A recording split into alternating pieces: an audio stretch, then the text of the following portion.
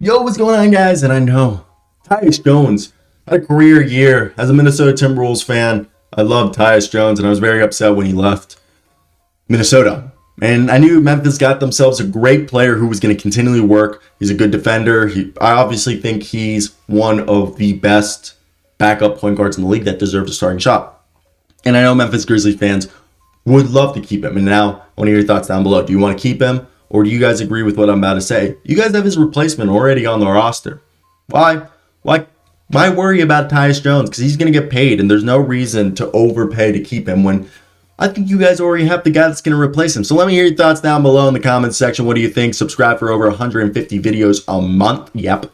And yeah, I got an NBA show. Check the link in the description. We go almost daily. It's going to be on the radio soon. So look, Tyus Jones is looking at an expensive price tag as he's an unrestricted free agent.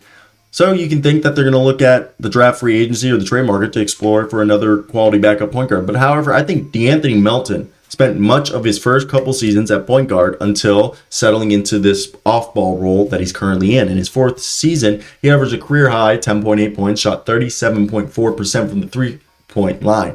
And he's a guy who stated he has big summer goals. Okay, he said he has no cap on himself. He wants to improve, and whatever comes with that, he just wants to improve with everything. And I think D'Anthony Melton should be the guy to replace Tyus Jones as the backup point guard. And if he works on becoming a better dribbler and a ball handler, Melton would fit perfectly into the backup point guard role for Memphis. He already averaged 2.7 assists this past season as an off-ball player. Imagine if he's the primary backup point guard. That probably goes up to 5 assists a game. And his last start at point guard came when the Grizzlies upset the top-seeded Phoenix Suns in the regular season without 4 of their starters.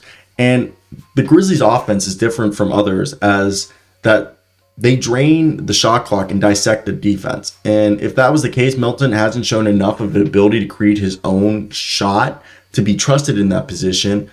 But you know, the thing is most teams, like I said, create an offense that drains the shot clock and dissect the defense. But the Grizzlies offense isn't like that. I felt like I kind of said that originally weird. And Milton's strong suit isn't creating. However, instead, the Grizzlies offense is focused on pace, pick and rolls, and ball movement specifically. Taylor Jenkins talks about how in games where Ja Morant didn't play and Jones started, Desmond Bane was the de facto backup point guard, and the team didn't view him as the only secondary distributor, nor was he asked to dominate the ball and set up his teammates. If Melton gets the role, he will be in a similar situation. Again, this is a team that does not drain the shot clock and uses ISOs and shot creation to dissect the defense. No, this is a team that focuses on pace, spreading the floor, using pick and rolls and ball movement to find the most efficient shots.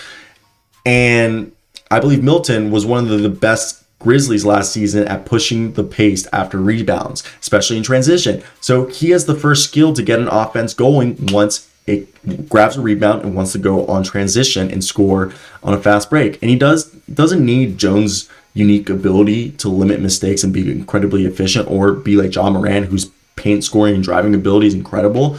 Any off the ball or off the dribble addition to his game opens up the offense. And look, him improving his ball handling, getting that 1-2 go-to, getting off his shot is something Milton said was something he wants to improve. He just realized how effective his jump shooting is this past year, and he wants to get more and more efficient at it. And if he does that, moving Milton to the point guard opens the door for the Grizzlies to get better shot creating shooting guards that they couldn't, benefit from bringing in. Lacking someone who go one-on-one is something that their bench, was kind of their few weaknesses. So I don't think Lou Will is the guy. He's too old. But a Victor Oladipo, a Malik Monk, a Jeremy Lamb are some affordable options who can get their own shot. I mean, even Lance Stevenson, but he'd probably go back to the Pacers, and I wouldn't want Lance Stevenson. I really think Victor Oladipo, Malik Monk should be the 2 top options for them as kind of like 6-man guys, or Jeremy Lamb as the 3rd option. And this is important because Milton makes the half-court offense better than I think it'll be better for transition because he could run the offense Jake wants, then have a go-to scorer to get the ball like a Victor Oladipo or a Malik Monk, and I think those 2 guys could be awesome. And the Grizzlies had 7 players average 2.7 or more assists last season. The offense isn't designed to stick into one player's hand, and that's what makes DeAnthony Melton's such a strong candidate. And he said it. He just wants to get better because everyone wants to play 45 minutes a night, but that's unrealistic. Just get better. And I think that's what he's exactly doing. So let me hear your thoughts down below. Do you guys agree with me? DeAnthony Melton as the future point guard, backup point guard?